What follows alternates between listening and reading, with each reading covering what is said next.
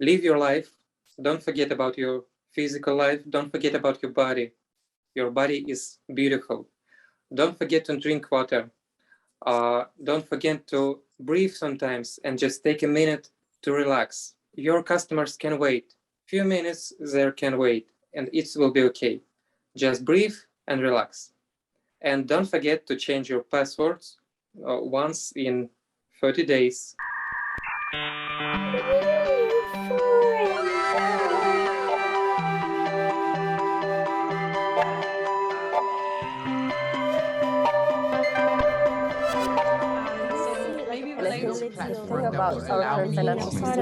Hello everyone and welcome yet to another episode of NewForum. NewForum brings together leaders, creators, new starters and new perspectives on crypto, the Metaverse, NFTs, Social 3 and DAOs. And please guys don't forget to like and subscribe right now to stay informed when the latest episodes of NewForum are coming. And in today's episode, we have Alexander Kurmanin, a fashion designer. His passion for fashion began as young as 4 years old when he started sewing dresses for dolls. He got into 3D fashion about 2 years ago and today is a member of the Global Designer Network. He creates vibrant digital designs and AR experiences, and we can't wait to hear more about what inspires his work, how and why he moved from Web2 culture into Web3 culture as a fashion designer. Hello, Alexander. We are super excited to have you on today's episode. Hey there. Hello, everyone. I'm so excited too. So, Alexander, let's begin by you telling us about yourself. We would like to know who you are as a person and what inspires you as a fashion designer. Okay, so now I am 22 years old, and fashion became in my life when I was 4 years old. And as you said previously, I sewed dresses for dolls. Right. And you know, it was strange that little boy in Russia play with dolls, right, not with cars or figures with soldiers. And I didn't listen to anyone around me because a lot of people say that you can't make something good because you're a boy, you can't play with dolls because you're a boy, but I didn't listen to it. And I always know that I will become to fashion designer and I will be, you know, good fashion designer. So then I go to college where I learn how to make patterns, how to make real dresses for real people. And then I start work as a tailor. So my nickname everywhere is Kurmanin Tailor. Yes, we saw that. Yeah, it's because I was tailor in my past. So now I'm digital tailor, and I became into digital fashion when COVID became to us. And I have no job because I can't meet with people and I can't sue to people because when you sue to someone, you need to make fittings, edit your patterns, your dresses, your costumes. So yeah, I just scrolled Insta News. You scrolled around and you found kind of like digital fashion. Yeah, exactly. And I was, you know, confused, like, what is it? Is it digital? Is it a real dress? Right. Why is it made from metal? And you know, I have a lot of questions. And I start to read about it. I Google it and look at this news and like, wow, it's like seems in real life. Right. Wow. And then I start make 3D fashion, 3D designs. It was so bad because I didn't watch, you know, how to make videos and something like that. I just start to play with Marvel's designer and then it happened, and now you're making amazing work, and it's brilliant. And you can imagine like you starting as a young little boy, like you said, in Russia, and you know, you're pretty much going against the norm, and the usual Mm-hmm. expectation, but then you push through. You didn't let anyone discourage your path, the path that you had chosen, and here you are. Now the work is paying for itself, so you should be really proud of yourself. Thanks for sharing that. Thank you. I'm so proud. And I have a little joke. Okay, we want to hear it. I have a really bad taste of sense of humor.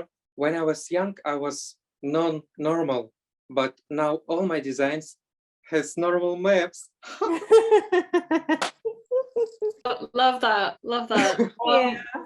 Regarding your designs, I watched a couple of your designs and I really like, you play around with different materials, and there's something like you had something that looked like kind of like glass almost, and I thought that looked very fascinating to me. And when it comes to your work and your designs, like what is for you the most important thing? Could you talk a bit about that? Like what is the most important when you're designing or making a garment? I can't say that something really important because, fashion is a game. So it's really strange for me when people think that fashion is so important and I need to look like that because people will think I am. It's I don't know. It's really silly for me because fashion is a play and our life is play. So you can play with fabric, with textures, with details. You can play with everything.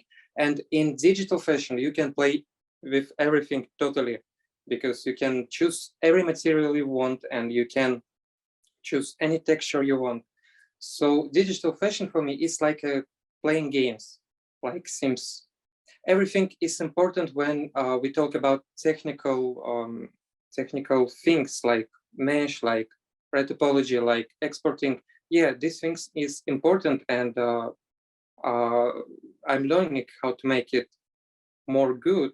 When we talk about fashion, it's a game. There's no rules. You can change rules every day, every hour, and in digital fashion, you can, change all the rules, all the designs, like with 2 clicks. But when we talk about technical things, of course, it's important, and a lot of things important. Right. It's like, you learn the traditional ways, so you know how hard it is to make a garment in real life, but these rules that apply in real life don't apply to digital fashion.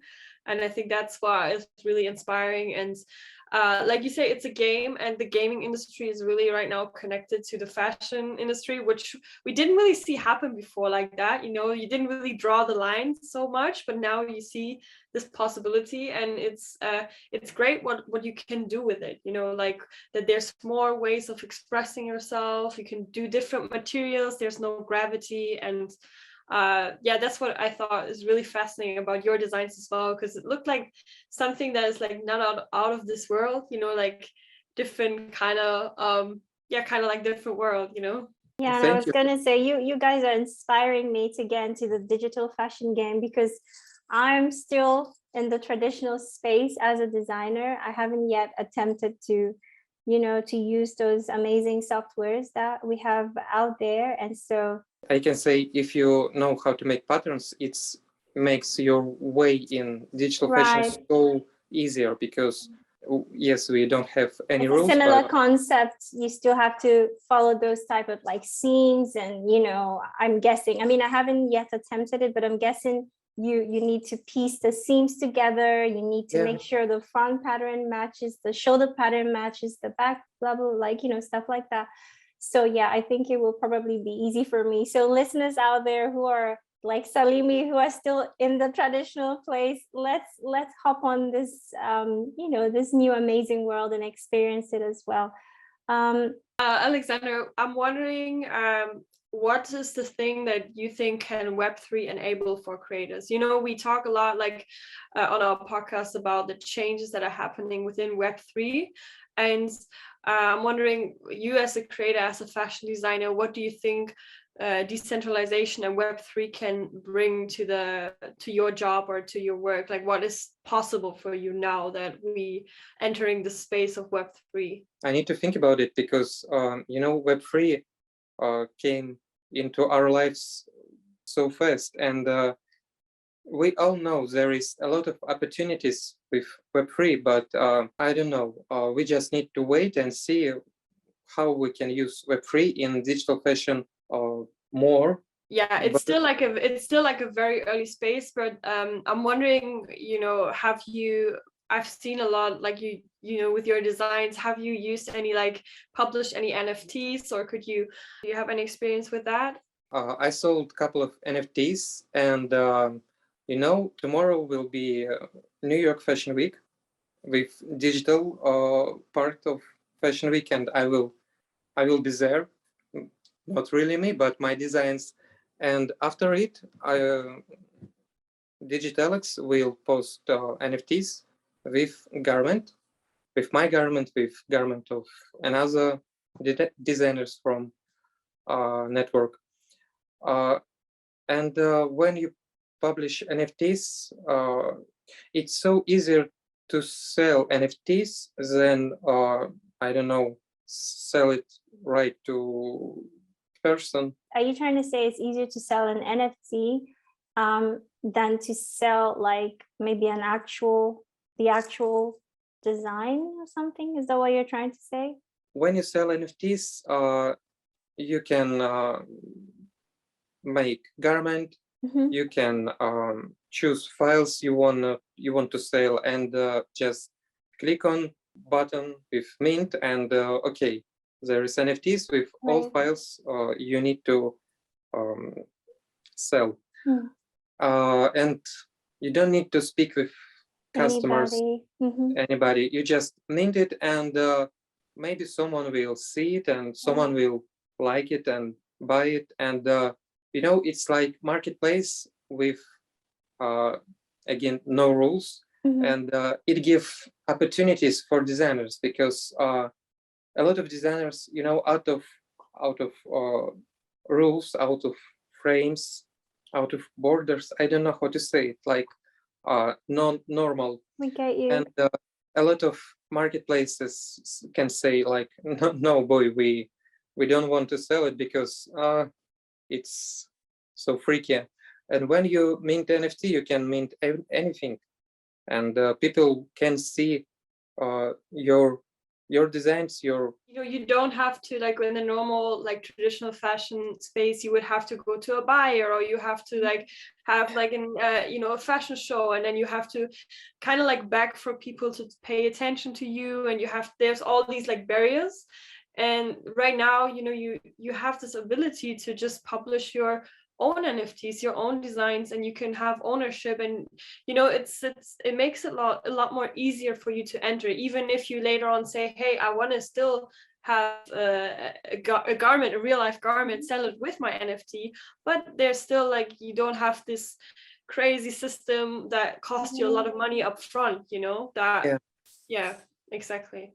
You just read my mind. It's bringing the barriers down for the average designer, or for people from all around the world who want to design and who maybe didn't have the chance to enter, like, the biggest schools, or be there at Fashion Week and stuff. And now it's not about who you are, but it's about what you design and what you can actually do in the space. It's about your creativity, so much creative value. It's about the work you do, and people are able to actually appreciate the work we're doing and the work you put out there, versus like, for instance, we had a guest who is located in Nigeria, and her struggles, into actually being able to put herself out there as a designer was pretty hard. But the digital I guess tools, fashion tools, allowed her to be able to do her work, create her work without so many resources, and now her work is out there and people can see it, people can appreciate it, and she doesn't really have to do so much. So exactly as Joy is saying, I think this is, a great opportunity, for fashion designers, and it brings a lot more diversity because everyone can access it. I mean, for the most part, if you have a computer, you have the internet, you can, you know, access this and be able to create. Now designers have voices and Right. can be heard by anyone in this planet. Yeah. Yeah, that's awesome.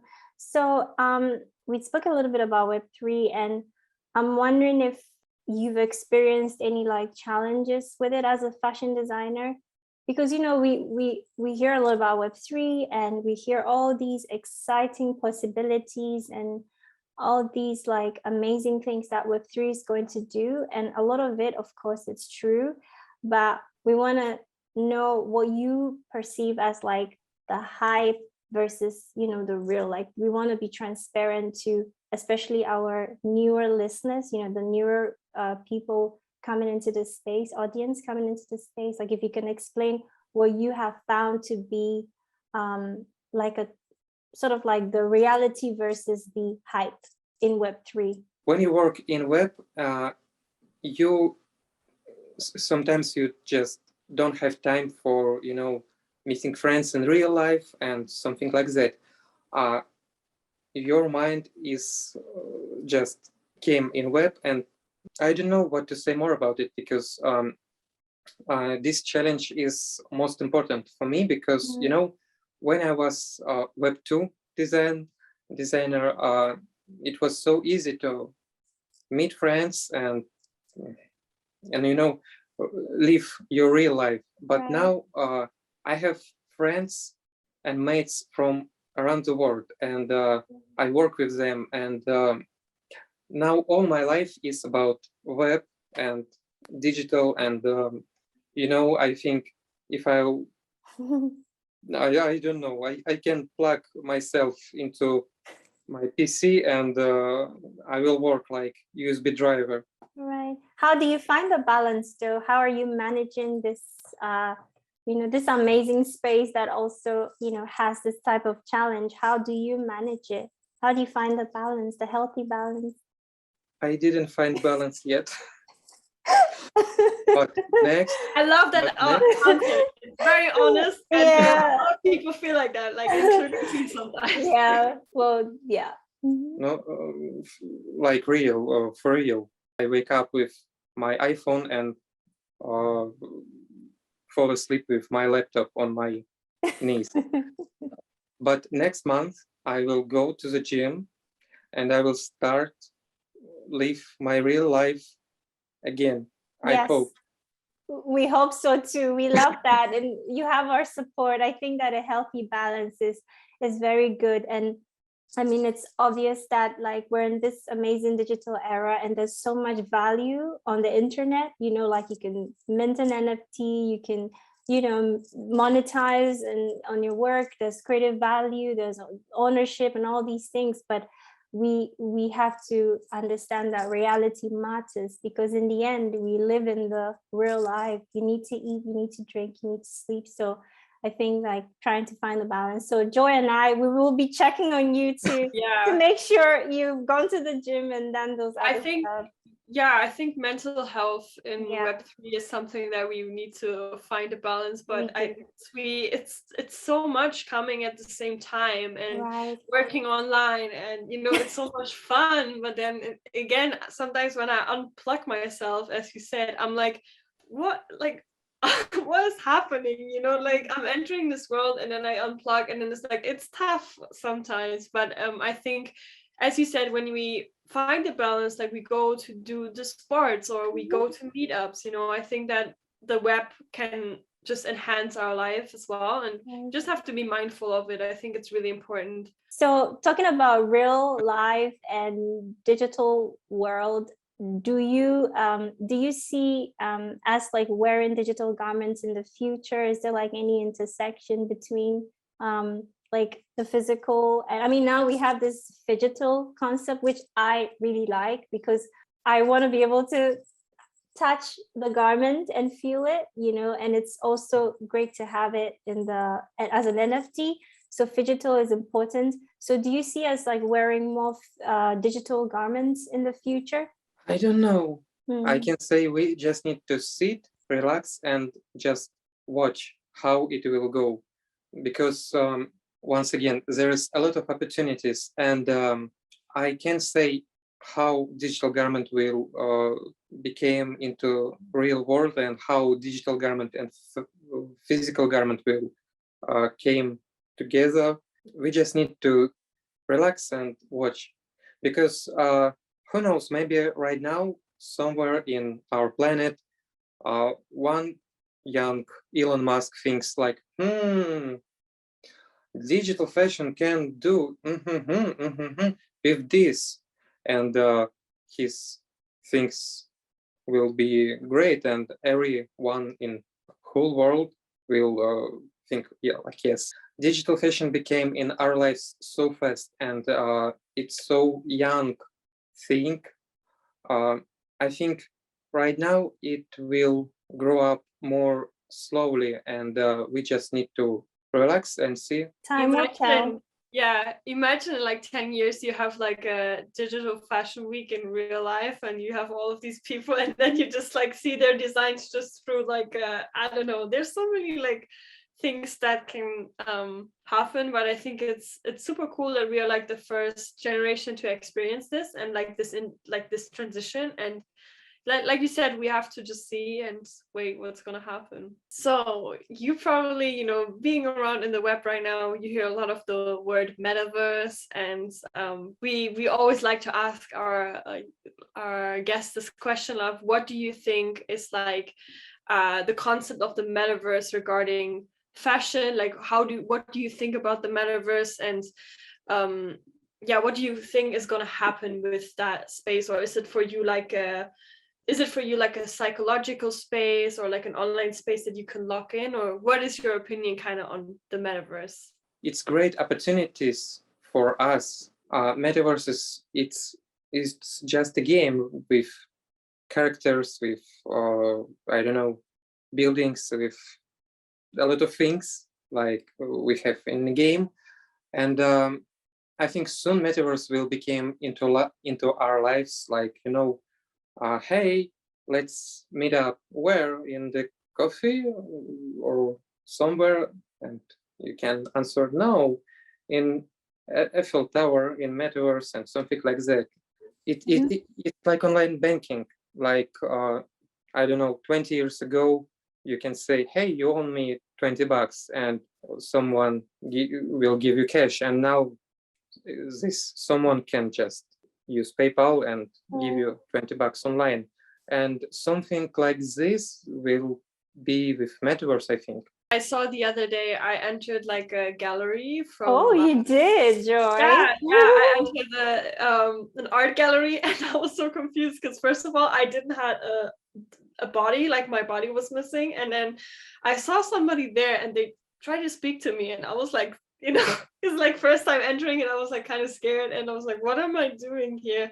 But then, like you said, I can really see this as like how we meet on Google Chats, you know. It's like we have different rooms on Google Chats and we can meet there, and maybe it's just going to be like an online experience, like when you meet in a game, you can meet your friends in a game and they all have like avatars, or like, again, there's this possibility of, for example, if you want to display your fashion, or you want to I think one of our guests said that the other day, you want to have an online store, you can have way more of an experience of an online store than just a website, you know, than just like a 2D website. And yeah, I think the metaverse is, we're going to see what's going to happen. And I like one of the guests' point of view. He said that, you know, we're like, right now we see each other in 2D, and he sees the metaverse as just the 3D version of it, you know. So you could go on the internet, you can go on maybe Wikipedia or whatever, but instead of seeing things as like text, it's most probably going to be, you're going to be seeing all of that in 3D, you know. And so, well, that was quite exciting for me, you know. Let's see, but you know, everybody's sort of speculating right now, and so I think that in a couple of maybe years we're going to actually see it land, and maybe this is going to be our metaverse, but who knows, in 20 years to come it's going to be something totally different. Even Web3 in a few years to come, who knows, you know, how Web3 is going to be defined. And so there's so much potential, but like I guess time is going to tell. And on that note, I wanted to ask you this. So, you know, we've seen that you've created a lot of VR filters, and we want to know what you like about them and how, like, I guess we already spoke about how we see ourselves wearing, like, you know, digital clothes, but I think I'm more curious as to, like, what do you like about them so much, and what drives you to create those VR filters? You know, it's good when you can make anything in 3D in your laptop or PC or Mac or something, but we're humans and we always want to see it in real life. We want to touch it. We want to, I don't know, smell it and something like that. We want to feel it. And of course, it's so hard to feel 3D model, but AR can give you this experience. Like you can open your cam and wear digital fashion. Why not? And it's about fun right now, but who knows how we will use it in future. But right now it's about fun, and it's about feelings like we have it in real life. So do you like see it more as, like, I guess this is, of course, when you create these amazing filters, I think you want people to be able to access it to some point, because, you know, human beings in general, we like things that we can touch, we can feel, like things that are like tangible kind of. And so sort of giving them a taste of it to an extent, because they cannot necessarily hold these things, they cannot touch it, but when they have these filters, it creates that experience almost like it gives it a more realistic kind of vibe to it. It's like we had a call with an interview with one other guest, and she actually came on the interview wearing her own designed earrings, like filters of it, and it was like the coolest thing. And initially Joy and I were wondering, we're like, wait, is it real, or is it, like, you know, then we took a closer look at it and we realized that, oh, okay, it's actually a filter, and it moved along with her. When she tossed her head, it would move as well, so it felt quite natural. So I can imagine, I guess, why you're doing more of those to help people actually kind of experience the designs you're making. I tried on some VR sunglasses, and I think these are like so cool, because instead of me buying like 30 pairs of different sunglasses, because I might want one day and then one the other day, I can just try on like these sunglasses, and at least for the picture or for the feeling, I can try them out and see, okay, and it's more sustainable than actually me buying like 100 pieces, you know. Maybe I can see then, okay, this one fits me, this one doesn't fit me, and then I can buy one pair in real life, you know. Yeah, that's a good point. And by the way, AR can bring a lot of opportunities for marketing. Customers can try it on without buying it.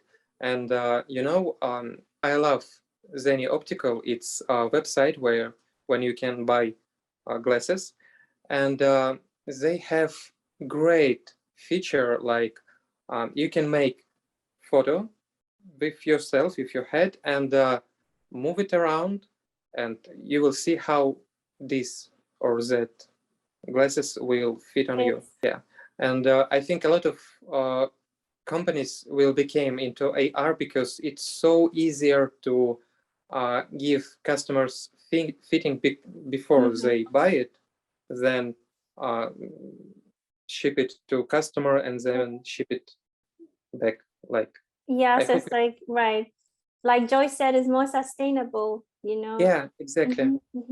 And I see it as like a new level of like window shopping, you know, like sometimes when you go into a shop and you're just looking, you know, especially when it's like a really like luxurious, like high-end fashion, you know, brand, and you know you probably can't afford it, but you know you want to look. And there are times that people get also discriminated upon, like depending on how you look and how you're dressed up, if you enter super luxurious fashion shop or whatever, they're going to look at you like, honey, are you sure you can afford this? Or like, they'll probably you cannot take pictures. Like yeah, I you can't take stores pictures. and they're like, you cannot take Exactly. pictures of yourself. And I'm like, exactly. how am I gonna know that I want this piece? though? Exactly. So I think this definitely solves these type of issues where you can just try things on, and it doesn't matter who you are, and it doesn't matter where you're located, but if you have access to these tools, then you can also enjoy some of these. So yeah, it's definitely I guess solving a lot of these issues in the fashion industry. However, again, balance is very important, finding the balance, because both worlds have value. So it's just how we use these tools. Alexander, you said amazing things. We've had such an amazing chat with you, and I'm wondering if you have any last few words or anything you want to leave with our listeners today. Live your life. Don't forget about your physical life. Don't forget about your body. Your body is beautiful. Don't forget to drink water. Don't forget to breathe sometimes, and just take a minute to relax. Your customers can wait. Few minutes they can wait, and it will be okay. Just breathe and relax. And don't forget to change your passwords once in 30 days or more in 30 days. Like, security is important in Web3. That's awesome. I had like goosebumps when you were saying that on my skin, because it is very, very important that you shared that with our audience. And thank you so much for participating in today's episode. And thank you so much for inviting me. You'll be able to find Alexander's information in the description below. Thank you all so much for being a part of today's episode. If you want to get more involved in our community, as always, make sure to follow us on our social platforms, IG, newcoin.nco, and our website is newcoin.org. You can also join our private Telegram group and follow Joy and I on Twitter. We will put all the information in the description below. Don't forget to like and subscribe to our channel as well, and put all your questions in there. Thank you. Thank you. Have a great day. Have a great day.